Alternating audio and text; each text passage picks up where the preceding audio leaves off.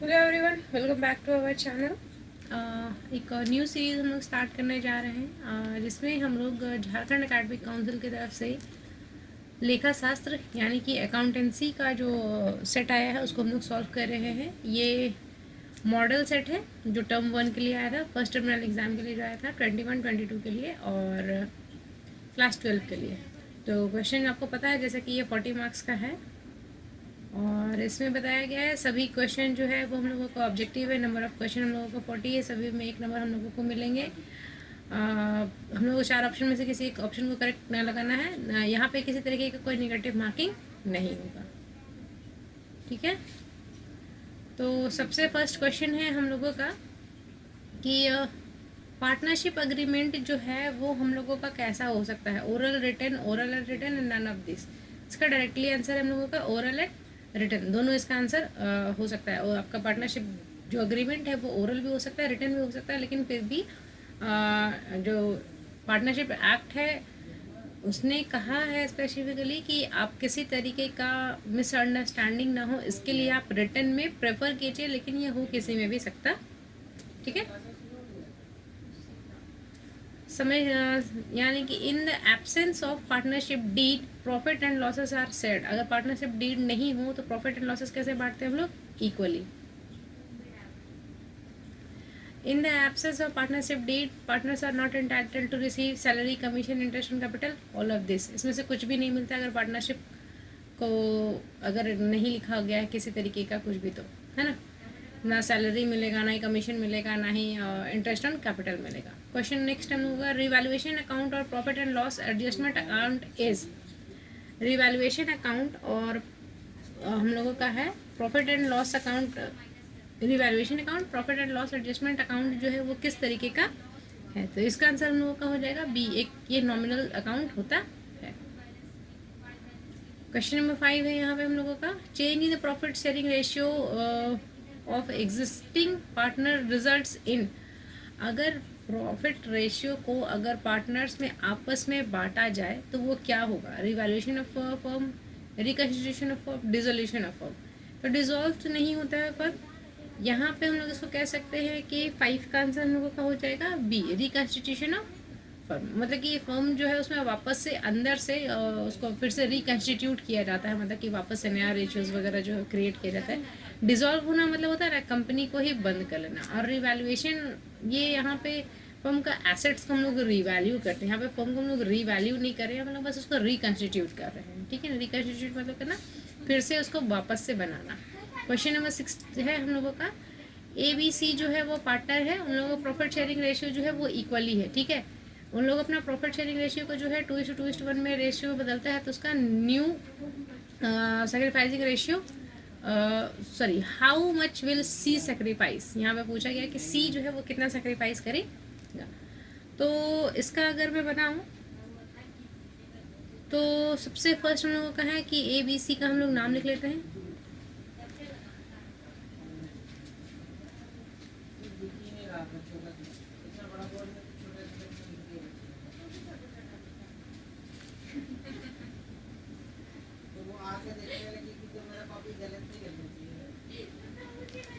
है लोगों का कि ये लोग जो है वो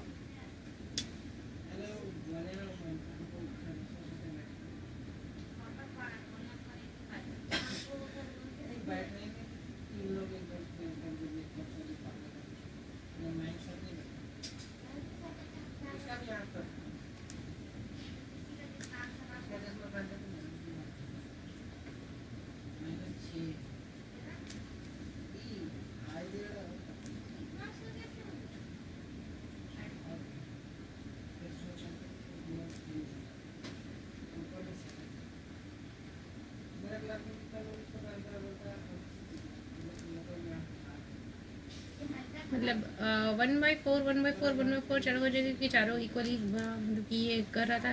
अब इन लोगों का क्या है ना, हम लोगों को सिर्फ हाउ मच सी सेक्रीफाइस, तो हम लोग ना डायरेक्टली इसको भी हम लोग कर सकते हैं कि सी का रेशियो क्या है। देखो सेक्रीफाइसिंग रेशियो का हम लोगों का फॉर्मूला क्या होता है, सेक्रीफाइसिंग का क्या होता है हम लोगों का ओल्ड माइनस न्यू, ठीक है। और गेन का हम लोगों का क्या होता है ना, हम लोग का न्यू माइनस ओल्ड, ठीक है। अब ये फॉर्मूला जो है आप ये कह सकते हैं कि हाँ ये फॉर्मूला है या कुछ भी है, लेकिन मुझे जब अपने में समझना होता है ना तो मैं ओल्ड न्यू कुछ नहीं समझती। मैं बस समझती हूँ कि न्यू है या फिर समझ लो कि ओल्ड है, ठीक है ना। ओल्ड है, ओल्ड में से न्यू को माइनस किया, है ना। अगर आंसर पॉजिटिव में आया, है ना, अगर आंसर पॉजिटिव में आया, यहाँ पे क्या कर रहे हैं हम लोग, सेक्रीफाइस कर रहे हैं, ठीक है ना। क्योंकि पहले ज़्यादा मिल रहा था, अब कम मिल रहा होगा, तभी ना आंसर यहाँ पे पॉजिटिव में आएगा। अगर यहाँ पे है हम लोगों का कि ओल्ड है और ओल्ड में से हम लोग न्यू को माइनस किए और यहाँ पे आंसर मेरा आया नेगेटिव में, यानी कि हम क्या किए हैं, गेन किए हैं। यानी कि ये वाला आंसर मेरा ज़्यादा है, ये मेरा कम है, तभी तो ये आया होगा ना हम लोगों का। ये हम लोगों का कम है, ये हम लोगों का ज़्यादा है, तभी ना आंसर मेरा नेगेटिव में आया होगा। ओल्ड में हमको कम मिल रहा था, अब हमको ज़्यादा मिल रहा है, तभी आंसर नेगेटिव में आया। यानी कि हम यहाँ पे क्या कर रहे हैं, गेन कर रहे हैं, ठीक है। तो इस तरीके से मैं समझती हूँ। यहाँ पे बाकी आप फॉर्मूला अगर आप पुट करते हैं तो आप ये पुट कर सकते हैं अपने लिए। मुझे वैसे फॉर्मूला ज़्यादा ये याद करने लायक चीज़ नहीं लगता है। हाँ, कहीं पे अगर फॉर्मूला पूछा गया है तब के लिए ठीक है कि हाँ हमको फॉर्मूला याद होना चाहिए, पूछा है तो, ठीक है। अब देखो हम लोगों को बस सी का पूछा है, तो सी का रेशियो पहले क्या था, 1/4। अब यहाँ पे हम लोग अगर ए बी सी का हम लोग कितना हो जाएगा, 1/6। 2 2 4 और 2 6। अब इसको हम लोग करेंगे आपस में। तो ये मेरा यहाँ पे मैंने क्या लिया है, ओल्ड लिया है, ठीक है ना। ओल्ड माइनस हम यहाँ पे न्यू कर रहे हैं। अब देखो यहाँ पे जिसको हम लोग सॉल्व करेंगे, 6 और 4 का जैसे हम निकालेंगे तो मेरा यहाँ पे कितना आ जाएगा, 12 आ जाएगा। 4 का पढ़ा में 12 कितना, 3 बार में 6 का पढ़ा ये कितना, 2 बार में, यानी कि 1/12। अब 1/12 तो हम लोगों का एक ही आंसर है, बी, ठीक है। इसमें बहुत ज़्यादा कन्फ्यूज़ होने का नहीं है, ठीक है। एक बार फिर से मैं समझा दे रही हूँ। ओल्ड में से अगर हम न्यू कर रहे हैं, आंसर अगर पॉजिटिव आया तो ये क्या कर रहा है, सेक्रीफाइस कर रहा है। ओल्ड माइनस न्यू ही कर रहे हैं, आंसर अगर मेरा नेगेटिव आया तो यहाँ पे ये क्या कर रहा है, गेन कर रहा है, ठीक है। बस सिंपल सा लॉजिक्स है इसको समझने का। बहुत ज़्यादा इसमें आपको दिमाग लगाइएगा तो लगेगा कि ये नहीं वो होना चाहिए, वो नहीं वो होना चाहिए, आसान सा चीज़ है। नेक्स्ट हम लोग क्वेश्चन नंबर 7, इसमें पूछा गया है when there is a goodwill account in the books and goodwill is raised when then which account will be debited. अगर हम लोगों का गुडविल का अकाउंट नहीं बना हुआ है और गुडविल जो है वो मिला है, तो हम लोगों का कौन सा अकाउंट जो है वो डेबिट होगा। तो यहाँ पे हम क्या करते हैं, पार्टनर्स के कैपिटल अकाउंट पर हम लोग डेबिट कर देते हैं, ठीक है। कैश रिजर्व, गुडविल अकाउंट, ये सब कुछ नहीं होता।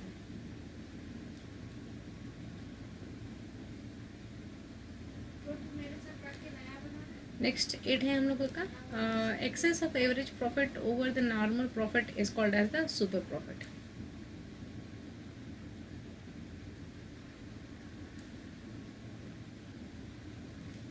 हाँ, यहाँ से शायद सुपर प्रॉफिट से आ भी गया सवाल भी, है ना।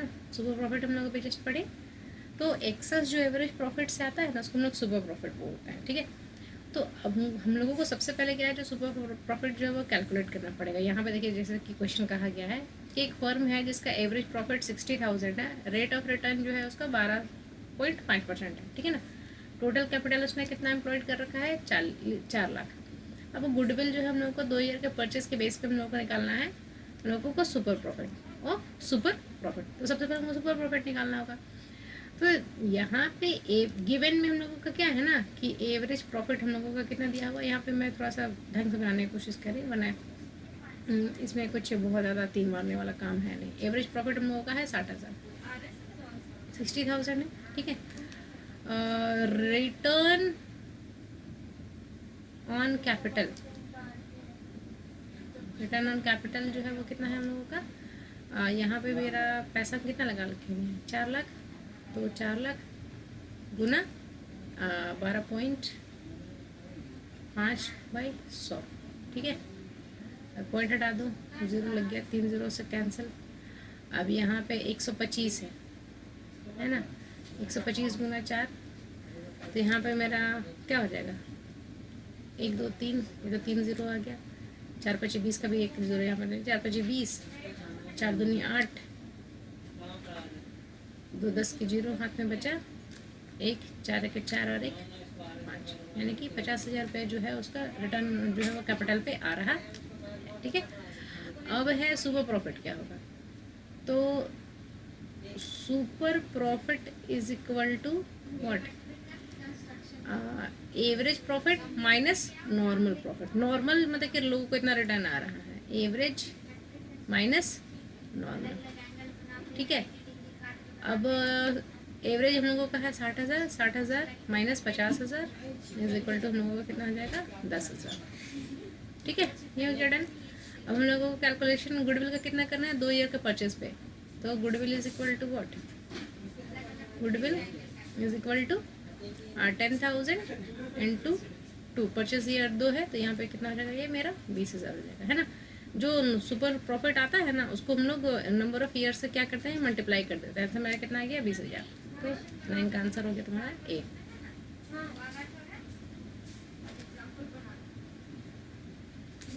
दस में पूछा गया है कि at the time of admission of a new partner general reserve appear in the old balance is transfer to.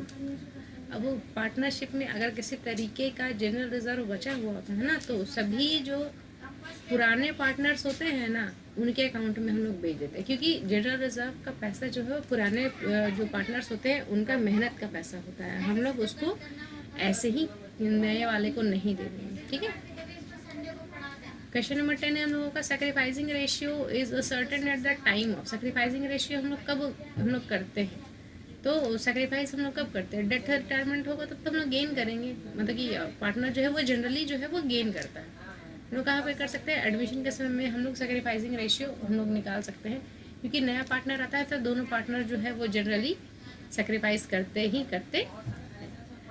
अब क्वेश्चन नंबर 12 है, इसमें पूछा गया है बी और ए जो है वो पार्टनर है, उन लोगों का प्रॉफिट शेयरिंग रेशियो ये था, सी को उन्होंने एडमिट किया है और 3/10 जो है वो अपने शेयर का दे रहा है। दे एडमिटेड सी गिविंग हिम, मतलब कि 3/10 जो है वो सी को मिल रहा है अपने प्रॉफिट से, मतलब कि पूरे फर्म के प्रॉफिट से, और सी को जो है वो 1/5 मिल रहा है ए से और 1/10 मिल रहा है उसको बी से। तो हम लोगों को न्यू प्रॉफिट शेयरिंग रेशियो जो है वो कैलकुलेट करके बताना है।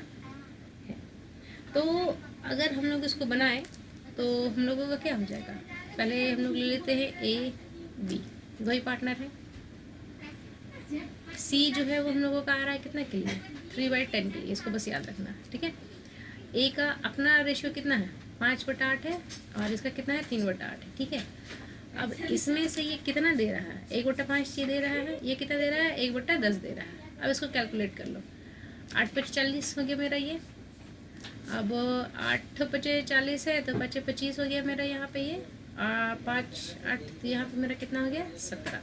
वैसे मेरा आंसर यहाँ पे दिखने लग गया 17 आंसर यहाँ पे आएगा, 17 वाला तो एक ही ऑप्शन है यहाँ पे, फिर भी बाकी का हम लोग सॉल्व कर लेते हैं।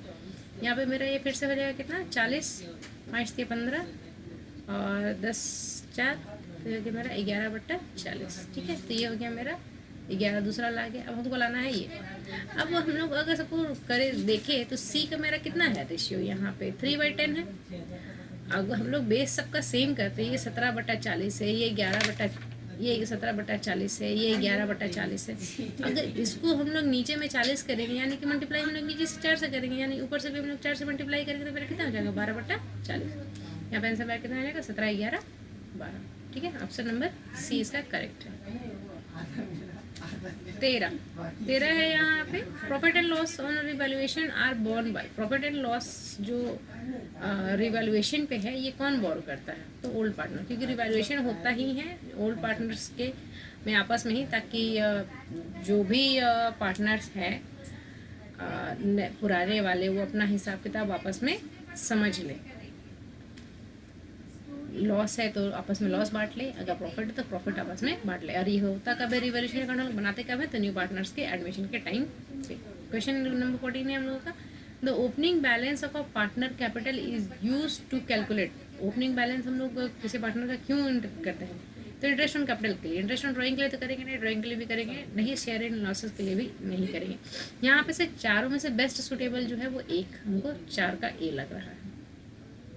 क्वेश्चन नंबर 15 है यहाँ पे, 15 में पूछा गया है the share of goodwill bought by new partner in cash is shared by old partners in sacrificing ratio, जो नए पार्टनर्स जो गुडविल का पैसा लेके आ रहे होते हैं उसको ओल्ड पार्टनर सेक्रीफाइसिंग रेशियो में ले लेते। अब यहाँ पे है कि एक्स वाई जेड जो है वो पार्टनर है एक फर्म में, जेड जो है वो रिटायर हो रहा है फर्म से, है ना, एक्स वाई जेड है, इसमें से जेड रिटायर हो गया। नो प्रॉफिट शेयरिंग रेशियो जो है वो 1:2 है। तो गेनिंग क्या हो जाएगा? तो सबसे पहले तो देख लो, एक्स है और वाई है, दो ही ये बचा है, जेड तो रिटायर हो ही गया है। तो एक्स का शेयर कितना है हम लोगों का? एक्स वाई जेड का था हम लोगों का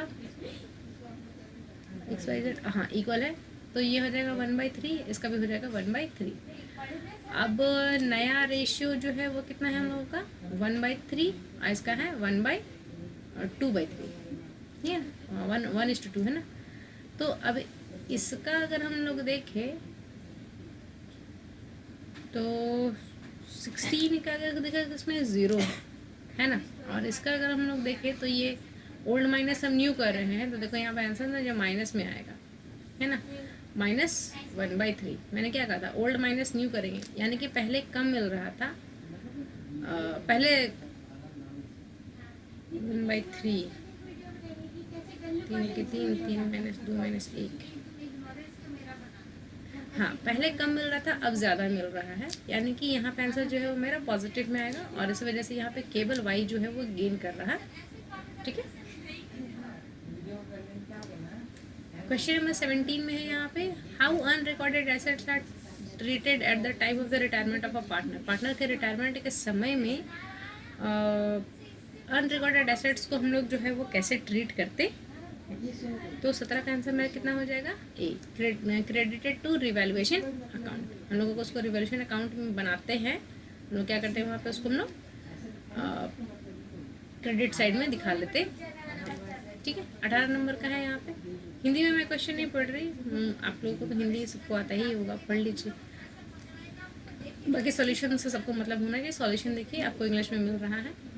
ABC जो है वो पार्टनर है, प्रॉफिट शेयरिंग रेशियो 2:2:1 है। B जो है वो रिटायर हो रहा है, और B का गुडविल, जो गुडविल जो है वो वैल्यू कितना हुआ है? On the retirement of B, goodwill valued at 30,000। Find out the contribution of A and C to B's compensation. ये जो गुडविल का जो पैसा, ये जो 30,000 है ना, ये पूरे फर्म का है। तो हम लोगों को सबसे पहले क्या करना होगा ना, कि गुडविल का हम लोग निकाल लेते हैं कि आखिर दोनों गेन किससे कर रहा है, मतलब कि क्या दोनों का गेनिंग रेशियो। क्योंकि जो पार्टनर्स जब एक कोई रिटायर होकर के या डेथ होता है किसी पार्टनर का, तो उसका शेयर जो लोग बचे हुए पार्टनर्स हैं उन लोगों को गेन होता होगा, है ना।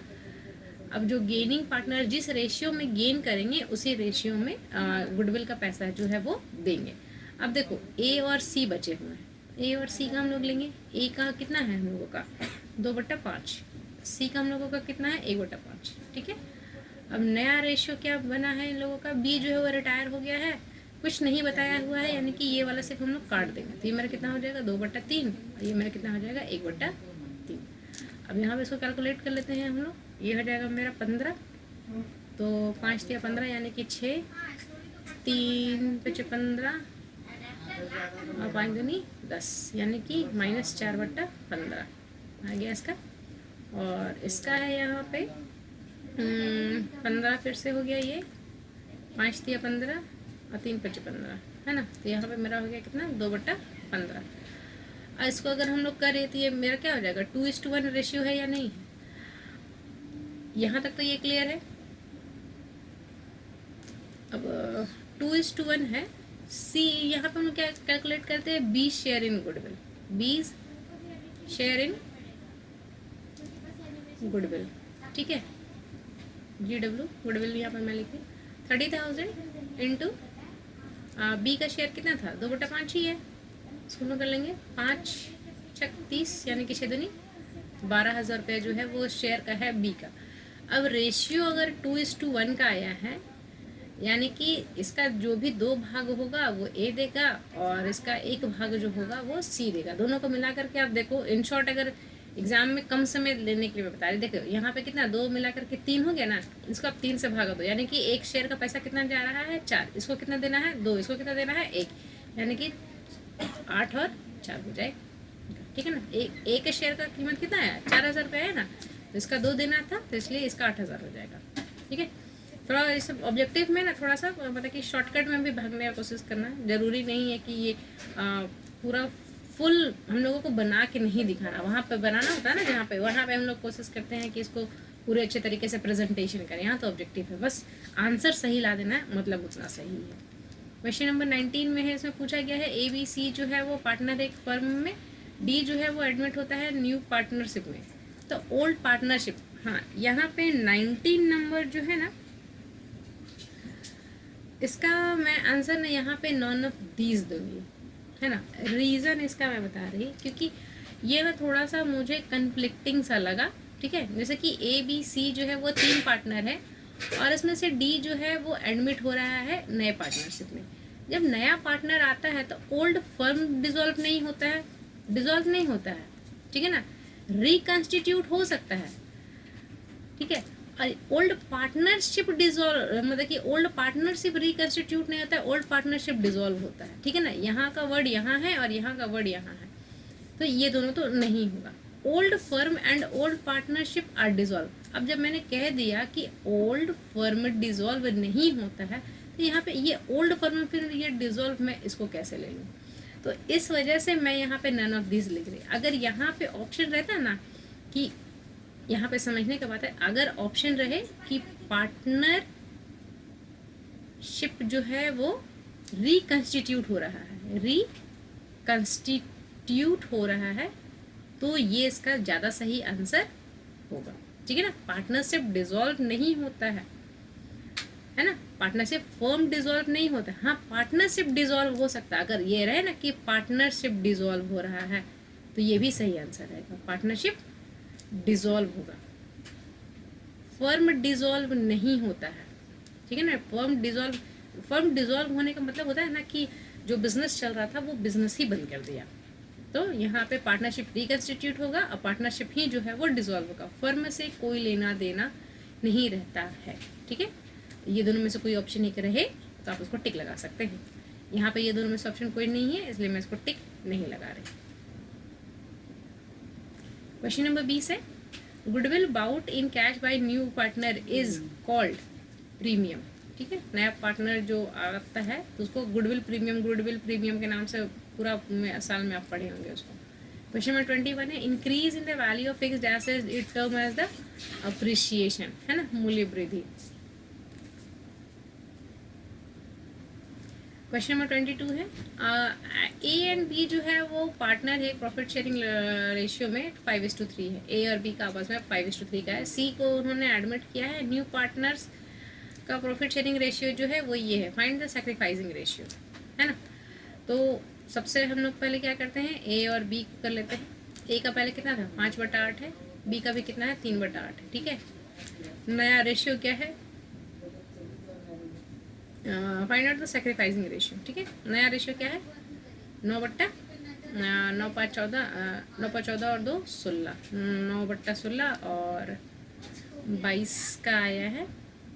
इसका हो जाएगा 9 का, B का 5/16, ठीक है। अगर इसको हम लोग करें तो इसका आंसर मेरा कितना आ जाएगा, 8/8 ही होगा, 2 तो 10 - 9, यानी कि हम लोग को कितना हो जाएगा, 1/16, ये हो गया। और इसको अगर ये मेरा 16 रहेगा तो 8 दूनी 16, 3 दूनी 6 माइनस 6 16 5, तो मेरा कितना हो जाएगा, 1/16। तो 22 का आंसर यहाँ पे B आ रहा है मेरा, ठीक है।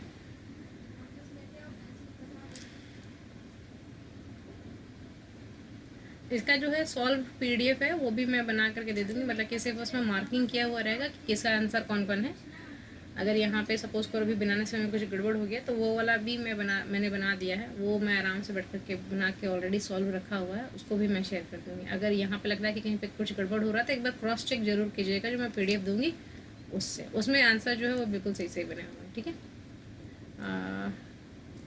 PQRS जो है वो पार्टनर है, S जो है रिटायर हो रहा है, calculate new profit sharing ratio, इसमें हमें कुछ कैलकुलेशन करने की ज़रूरत नहीं है। देखो PQRS है, ये 6 5 4 3 2 है, S रिटायर हो गया, इसको हटा दो, 6 5 3, आंसर इसका A 24, 24 का है एक्स वाई जेड जो है वो पार्टनर शेयरिंग है, प्रॉफिट शेयरिंग रेशियो होगा 4:3:2। वाई जो है वो रिटायर हो रहा है, x and Z decided profit and so in the 4:5:4 calculate gaining ratio. ठीक है, दो ही बचे हुए हम लोगों का पार्टनर, एक्स और जेड। एक्स का लेंगे और जेड का लेंगे। एक्स का पहले कितना था, 4/4 3 7 2 9, और जेड का कितना है हम लोगों का 2/9। ठीक है, अब नया है इसका 5/9 और इसका नया है कितना 4/9। ठीक है, बेस तो 9 ही है।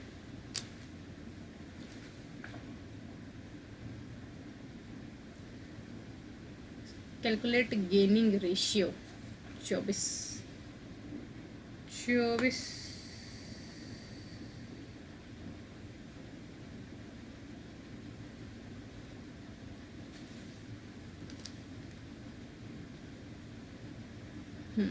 इसका आ गया 1/9, इसका आ जाएगा तुम्हारा 2/9। अब ओल्ड माइनस न्यू कर रहे हैं ना, तो यहाँ पे आंसर मेरा माइनस में है, तो माइनस में इसलिए यहाँ पे क्या कर रहा है, ये गेन कर रहा है। तो गेनिंग का रेशियो क्या हो जाएगा 1:2।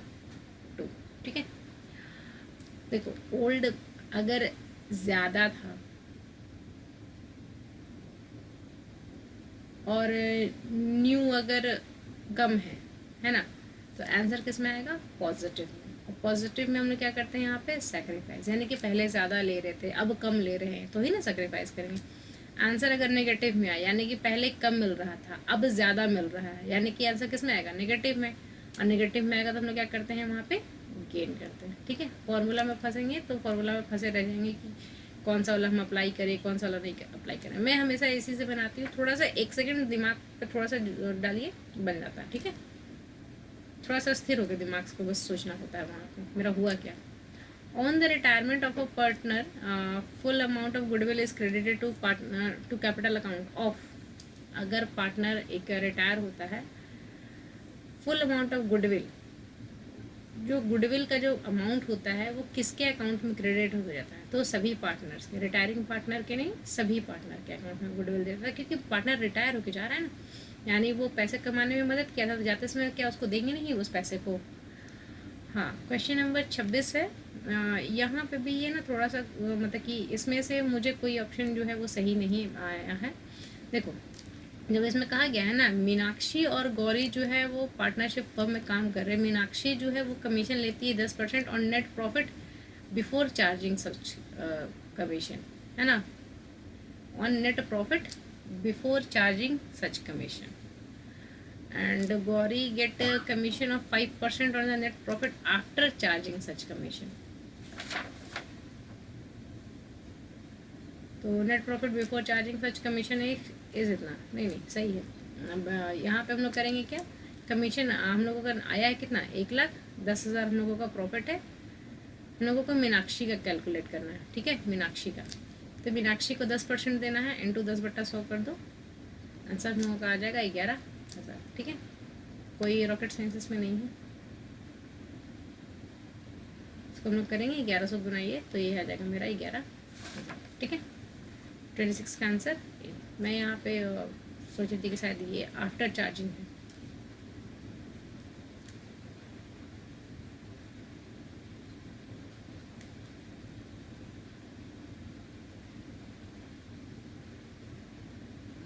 क्वेश्चन नंबर 27 है, by changing in the partnership agreement, change in, अगर पार्टनरशिप अग्रीमेंट में चेंज हो रहा है, change in relationship among the partner result in end of partnership business, dissolve the partnership firm, partnership firm तो dissolve बिल्कुल नहीं होगा वहाँ पे। Result in end of partnership business, business भी यहाँ पे एंड नहीं होता है। Change the relationship among the partners होगा या फिर नन ऑफ दिस होगा। ठीक है, मैं यहाँ पे 27 का एक के साथ में, क्योंकि यहाँ पे जो पार्टनरशिप में अगर हम लोग किसी तरीके का अग्रीमेंट में चेंज कर रहे हैं ना, तो पार्टनरशिप के रिलेशनशिप में आपस में चेंज होगा। ठीक है, 28 गेनिंग रेशियो। देखो यहाँ पे जैसे सवाल पूछ दिया गया गेनिंग रेशियो क्या होता है, तो बड़ा से हम लोग हमेशा छोटा को माइनस करते हैं, तो गेन कब करेंगे, अगर हम लोग पहले हमको कम मिल रहा था अब ज़्यादा मिलेगा तभी ना, यानी कि नया में से हम लोग क्या करेंगे पुराना वाला को माइनस करेंगे, है ना। नया में से पुराना माइनस करेंगे, आंसर मेरा पॉजिटिव आया रहा होगा तो ही हम गेन करेंगे। ठीक है, ऐसा लॉजिक लगा करके आप इसको सॉल्व कर सकते। न्यू रेशियो माइनस सैक्रिफाइसिंग ये सब तो बकवास है। ठीक है, क्वेश्चन नंबर 29 है यहाँ पे कि increase in the value of asset on reconstitution of partnership firm result into gain into existing ratio, loss to existing ratio, none of this. Increase in the value of asset on reconstitution, अगर asset जो रिकन्स्टिट्यूट कर रहे हैं तो अगर उसमें partners को अगर एसेट में इंक्रीज हुआ तो ऑब्वियस सी बात है गेन होगा ना एग्जिस्टिंग पार्टनर्स को। डिविडेंड हम लोग जो है वो जनरली किस पे पे करते हैं, हम लोग कॉल्ड अप नहीं पेड अप कैपिटल पे करते हैं। 30 का आंसर हम लोगों का कितना रहेगा, डी है ना, क्योंकि जितना पैसा दे दिए हैं उसी पे हम लोग उसको डिविडेंड देते हैं, जो भी इक्विटी शेयर के जो होल्डर रहते हैं उनको। Right share are issue to, right share जो है वो दिया जाता है एग्जिस्टिंग पार्टनर्स एग्जिस्टिंग होल्डर्स को, है ना। अब देखो राइट शेयर होता क्या है पहले वो समझा देती हूँ। तो राइट शेयर ऐसा है ना कि जब ऑलरेडी कंपनी का बहुत सारे शेयर्स जो है वो मार्केट में है, ठीक है, अगर उसको फिर से और पैसे का ज़रूरत पड़ेगा तो वो मार्केट में फिर से नया शेयर जो है वो इशू करेगा। तो कंपनी जो है वो बाहर वालों के जानने से पहले पास में उससे पहले वो उसके जो एग्जिस्टिंग जो शेयर होल्डर्स होते हैं ना उनसे पूछता है कि क्या आप शेयर लेना चाहेंगे, क्योंकि कंपनी का शेयर हम बेच रहे हैं मार्केट में। तो सबसे पहले एग्जिस्टिंग शेयर से होल्डर से पूछा जाता है और उनको जो है वो डिस्काउंट भी दिया जाता है क्योंकि वो पहले से बिजनेस के हिस्सा है। और शेयर होल्डर्स जो है वो इक्विटी मतलब कि मालिक होते हैं कंपनी के, तो उनसे पूछना पहले ज़रूरी है, इसलिए हम लोग यहाँ पे करेंगे। Holders of convertible debenture, promoters of the service, ये सब कुछ नहीं है। एग्जिस्टिंग शेयर होल्डर्स को सबसे पहले ऑफर किया जाता है, वो हम लोग का राइट शेयर होता है। शेयर अलॉटमेंट अकाउंट इज 32 का अगर हम लोग बात करें तो 32 का हम लोग का रहेगा एक ये personal account, share allotment account. ठीक है, हम लोगों का 33 है, पूछा गया इक्विटी शेयर होल्डर्स आर, क्या हो जाएगा हम लोगों का ओनर्स। अभी मैंने कहा कि इक्विटी शेयर होल्डर्स जो है वो ओनर होते हैं कंपनी के। Premium on issue of share is shown in the side of the balance sheet, तो हम लोग का बैलेंस शीट में हम लोग उसको कहाँ दिखाते हैं, लाइबिलिटी साइड में दिखा रहे होते हैं। लाइबिलिटी साइड में हम लोग होता है ना 3 कैटेगरीज होते हैं, 1 2 3। एक तुम लोगों का होता है कि लाइबिलिटीज़ इक्विटी एंड हम लोगों का जो भी रहता है इक्विटी एंड शेयर होल्डर, सबसे पहले हम लोगों का एक कॉलम होता है। दूसरा कॉलम हम लोग क्या होता है यहाँ पे रिजर्व एंड सरप्लसेस का होता है। उसके बाद में उसके नीचे हम लोगों का रहता है लाइबिलिटीज़ में, मतलब कि नॉन करेंट करंट लाइबिलिटीज उसके नीचे आ जाते हैं। ठीक है, 35 का हम लोगों का right share are share which are issue to director issued existing share holder company. अभी मैंने जस्ट बताया गया है कि एग्जिस्टिंग शेयर होल्डर्स को जो है वो दिया जाता है। नेक्स्ट टाइम होगा the difference between subscribed capital and called up capital. Subscribed capital और कॉल्ड अप कैपिटल में डिफरेंस किसका रहता है हम लोगों का, तो 36 का आंसर है हम लोगों का सी, अनकॉल्ड अप कैपिटल। देखो होता क्या है ना, सब्सक्राइब कर लिए हैं और उसमें से हम कुछ पैसा मांग लिए हैं, ठीक है, तो उसमें से बचा क्या, तो अनकॉल्ड अप ही बचा। As per the company act 2013 है ना, 2013 के अकॉर्डिंगली जो प्रेफरेंस शेयर होते हैं ना वो रिडीमेबल कितने होते हैं, 20 साल पे होते। ठीक है, 18 है यहाँ पे। टेबल एफ जो होता है जिसमें interest on calls on advance और कॉल्स इन अरियर होता है, जो कि यहाँ पे हम लोगों को पूछा गया क्या, कॉल्स इन एडवांस का जो है वो हम लोगों का 12% से ऊपर नहीं जाता है और कॉल्स इन अरियर पे 10% से ऊपर नहीं जाता है। ठीक है, वो कॉल्स इन अरियर का है। 39 में है security premium is shown under which head in the balance sheet. Security premium हमारा कहाँ जाएगा, रिजर्व एंड सरप्लस में जाएगा। ठीक है, 40 का है reserve capital means, reserve capital मतलब कि वो पैसा जो हम लोग रख लिए हैं अपने पास में, a part of subscribed capital and on uncalled capital, इसको हम लोग बोलते हैं रिजर्व कैपिटल। कैपिटल रिजर्व अलग होता है, ठीक है, कैपिटल रिजर्व अलग होता है। जब हम लोग शेयर फॉरफिट करते हैं ना, और फॉरफिट करके री इशू कर देते हैं, तो उसके बाद जो एक्सेस पैसा बचता है वो कहाँ जाता है, कैपिटल रिजर्व में जाता है। रिजर्व कैपिटल क्या हम लोगों का, तो अनकॉल्ड अप कैपिटल, ठीक है। पार्ट ऑफ सब्सक्राइब्ड ऐसा कुछ लिखा होना ज़रूरी नहीं, अगर सिर्फ अनकॉल्ड अप कैपिटल भी पूछा है ना तो भी टिक लगा देने का है, वो सही होगा।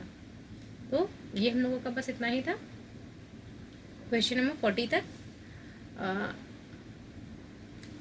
ये हम लोगों का इसका हम लोगों का सेट 1 जो है वो यहीं पे एंड होता है। अगर आपको ये वीडियो अच्छा लगा हो तो लाइक कीजिए, अपने फ्रेंड्स के साथ में शेयर ज़रूर कीजिएगा, क्योंकि बहुत अभी नीड में लोग होते हैं। जो भी समय है चल रहा है, एग्ज़ाम का है, तो बहुत लोग जो इसका सोल्यूशन जो है वो ढूंढ रहे होंगे, वो सही मिल नहीं रहा होगा। तो सॉल्यूशन आपके पास में है, अपने फ्रेंड्स के साथ में शेयर कीजिए, वीडियो को लाइक कीजिए, चैनल को सब्सक्राइब कीजिए और बने रहिए हमारे साथ में। नेक्स्ट पार्ट जो है उसको वह बहुत जल्दी आएगा। आप सभी का हमारा वीडियो देखने के लिए बहुत बहुत धन्यवाद।